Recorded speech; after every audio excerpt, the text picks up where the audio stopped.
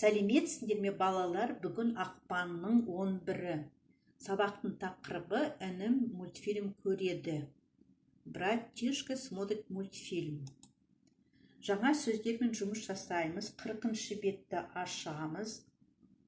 40-шы бетті ашамыз. Жаңа сөздер. Ертегі сказка. Көреді смотрит. Мультфильм көреді, смотрит мультфильм. Теледидар көреді, смотрит телевизор. Оқиды, читает. Қызық, интересно.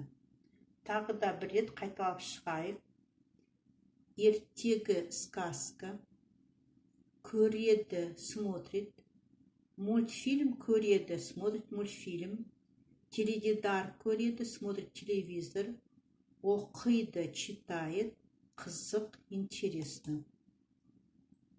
Сұрақ-жауап. Вопрос-ответ.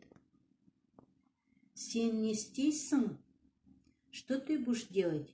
Мен ертегі оқимын. Я буду читать сказку. Сен мультфильм көресің бе? Ты будешь смотреть мультфильм? Мен мультфильм көремін. Я буду смотреть мультфильм. Ол не істейді? Он что делает? Ол теледидар көреді. Он будет смотреть телевизор. Ертегі қандай? Какая сказка? Ертегі қызық, сказка интересная. Тыңда, қайтала оқы. 40-шы бет. Суреттің астында мәтін берілген. Менің інім бар. У меня есть братишка. Ол сурет салады. Он рисует. Менің қарындасым бар. У меня есть сестренка. Ол алдаркөсе мультфильм көреді. Она смотрит мультфильм алдаркөсе. Мен ертегі оқимын. Я читаю сказку. Ертегі қызық. Сказка интересная.